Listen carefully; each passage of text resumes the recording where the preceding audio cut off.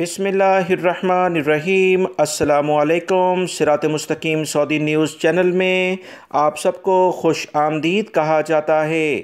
آج 5 جولائی 2021 ہے۔ آج کی اہم ترین خبروں کا آغاز اس قرآنی آیت کے ترجمے سے کیا جاتا ہے۔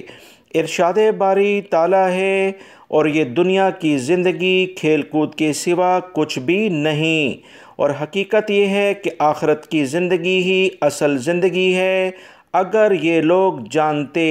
اللہ رب العزت ہمیں ان قرآنی آیات اور احادیث کو سمجھ کر ان پر مکمل عمل کرنے کی بھی توفیق عطا فرمائے، آمین۔ دوستو، آج کی ویڈیو میں کافی اہم معلومات ہیں، ویڈیو مکمل دیکھیے گا، لائک کر کے دوستوں سے شیئر بھی کیجیے گا۔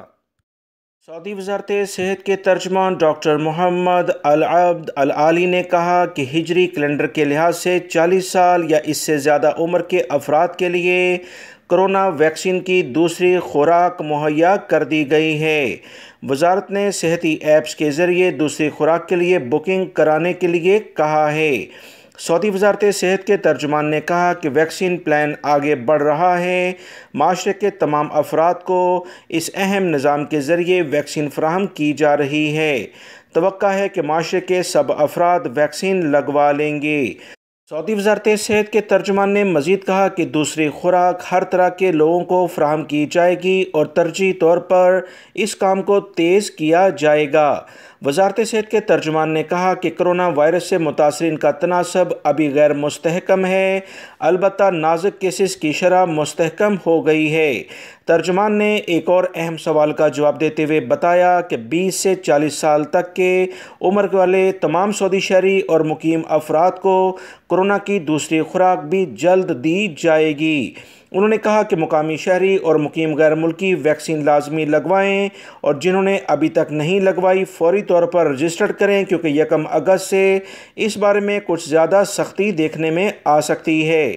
سعودی وزارت صحت کے ترجمان نے کہا کہ پہلی ویکسین لینے کے بعد اینٹی وائرس مدافعتی نظام تشکیل پانے لگتا ہے، دوسری خوراک سے مدافعتی نظام مضبوط ہو جاتا ہے، لہٰذا پہلی فرصت میں اس ویکسین کو لیا جائے۔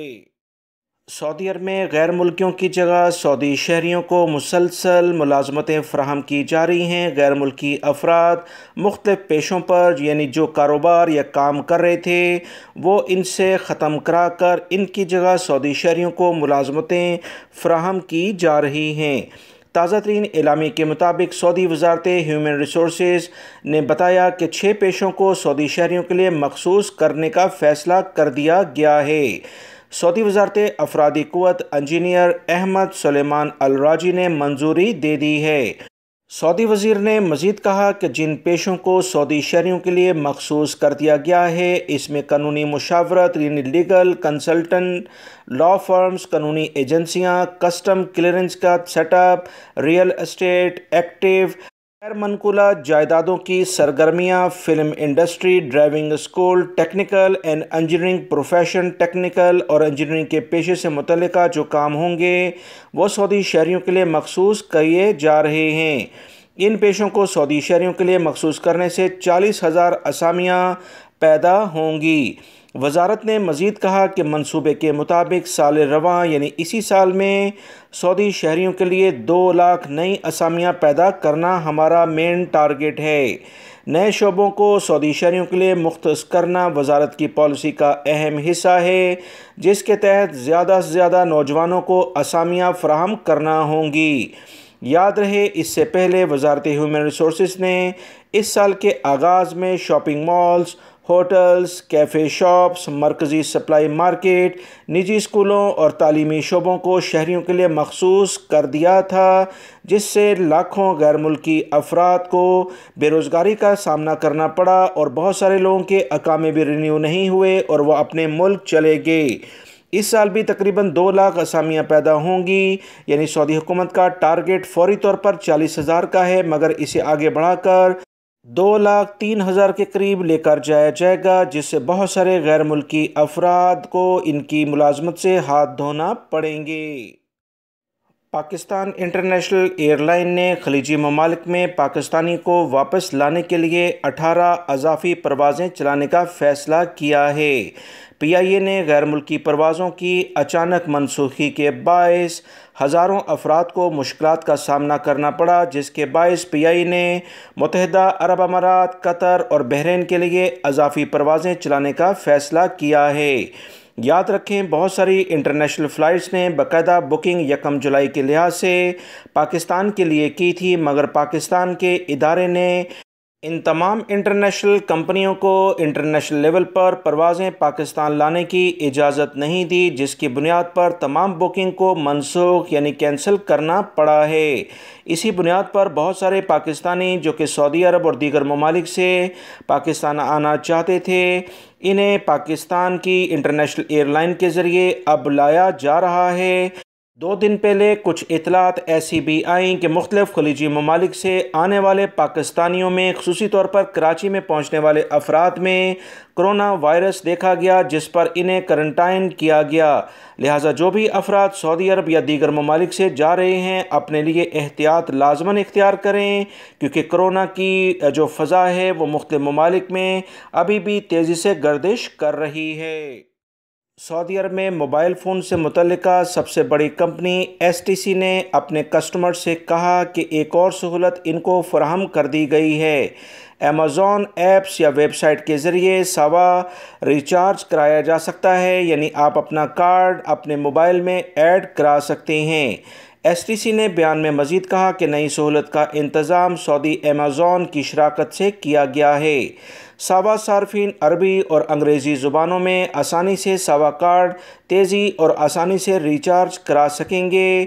ایس ٹی سی نے صارفین کو طریقہ کار بتاتے ہوئے کہا کہ وہ ایمیزون ایپس یا ان کی ویب سائٹ جو کہ www.amazon.sa ہے، اس کے ذریعے موبائل ریچارج کرا سکتے ہیں۔ سوا سم کو انٹر کرنا ہوگا، اس کے بعد آن لائن کارروائی کرنی ہوگی۔ ادائیگی کریڈٹ کارڈ یا سعودی ایمیزون گفٹ اور ڈسکاؤنٹ کارڈ کے ذریعے ہو سکے گی۔